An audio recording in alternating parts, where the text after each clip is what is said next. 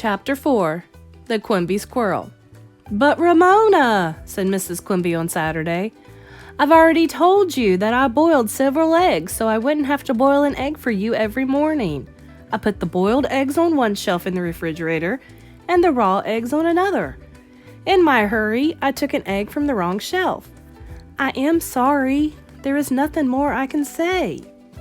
Ramona remained silent. She felt mean and unhappy because she wanted to forgive her mother, but something in that dark, deep-down place inside her would not let her. Hearing her teacher call her a show-off and a nuisance hurt so much she could not stop being angry at almost everyone. Mrs. Quimby sighed in a tired sort of way as she gathered up sheets and towels to feed into the washing machine in the basement. Ramona stared out the window and wished the misty rain, which fell softly and endlessly, would go away so she could go outdoors and roller skate away her bad feelings. Beezus was no help. She had spent the night at Mary Jane's with several other girls, and they had stayed up late watching a horror movie on television and eating popcorn. Afterward, they stayed awake talking, too scared to go to sleep. That morning, Beezus had come home tired and grouchy and had fallen asleep almost immediately. Ramona wandered around the house looking for something to do, when she discovered her father sitting on the couch, pencil in hand, drawing pad on his knee, frowning at one bare foot. "Daddy, what are you doing that for?" Ramona wanted to know. "That's what I keep asking myself," her father answered as he wiggled his toes. "I have to draw a picture of my foot for art class." "I wish we got to do things like that in my school," said Ramona. She found pencil and paper, pulled off one shoe and sock, and climbed on the couch beside her father. Both studied their feet and began to sketch. Ramona soon found that drawing a foot was more difficult than she had expected. Like her father, she stared, frowned, drew, erased, stared, frowned, and drew. For a little while she forgot she was cross. She was enjoying herself.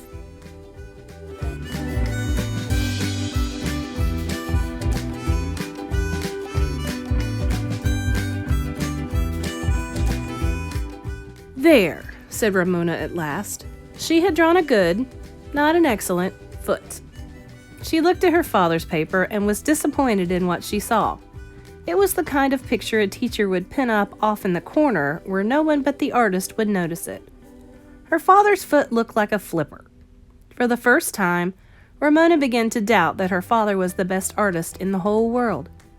This thought made her feel sad, in addition to reminding her she was cross at that world. Mr. Quimby studied Ramona's picture. "That's not bad," he said. "Not bad at all. My foot is easier to draw." Ramona felt as if she should apologize for drawing a better foot than her grown-up father. "My foot is sort of neater," she explained. "Your foot is kind of bony and your toes are hairy. That makes your foot harder to draw." Mr. Quimby crumpled his drawing and threw it into the fireplace.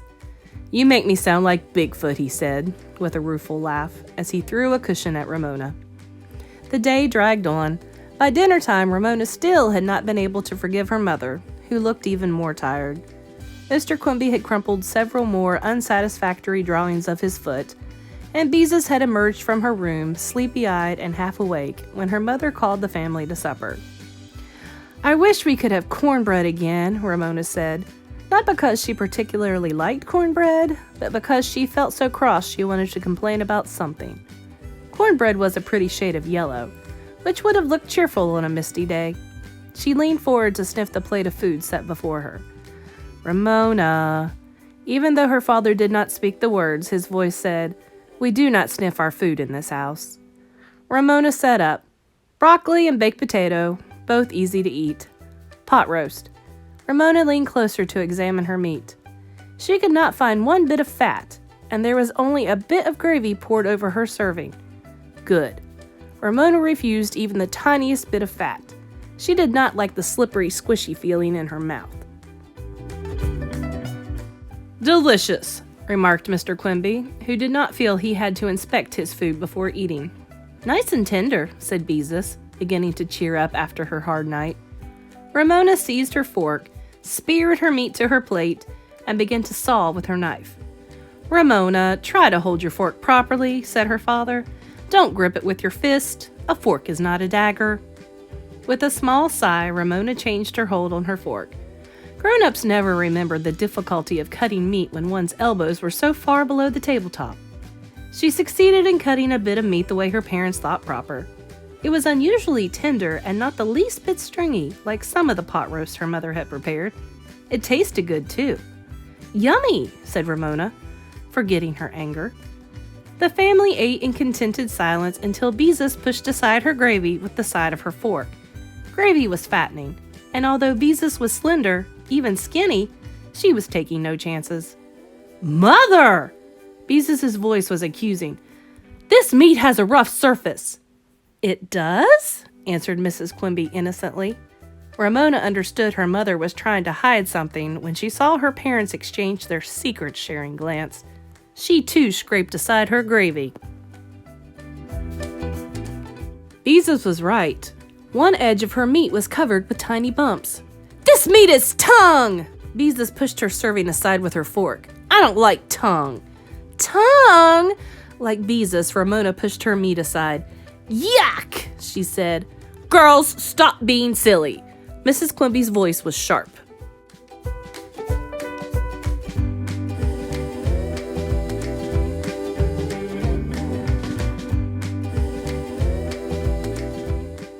"What do you mean you don't like tongue?" demanded Mr. Quimby. "You were just eating it and enjoying it."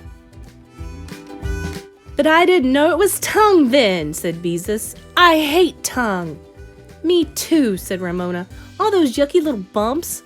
Why can't we have plain meat?" Mrs. Quimby was losing patience. "Because tongue is cheaper, that's why. It's cheaper and it's nutritious." "You know what I think," said Mr. Quimby. "I think this whole thing is a lot of nonsense. You liked tongue when you didn't know it was tongue, so there is no reason why you can't eat it now." "Yes, this whole thing is ridiculous," said Mrs. Quimby. "Tongue is disgusting," said Beezus. "Picky can have mine." "Mine too," echoed Ramona, knowing she should eat what was set before her. But tongue? Her parents were asking too much. The meal continued in silence, the girls guilty but defiant, the parents unrelenting. When Mr. Quimby finished his serving of tongue, he helped himself from Ramona's plate. Picky, purring like a rusty motor, walked into the dining room and rubbed against legs to remind the family that he should eat too. "I wonder," said Mrs. Quimby, "why we named the cat Picky." She and Mr. Quimby looked at one another and only partially suppressed their laughter.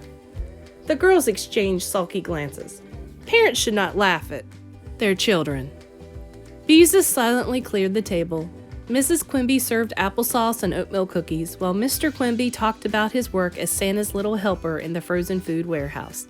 He talked how snow fell inside the warehouse door when someone opened it and let in warm air.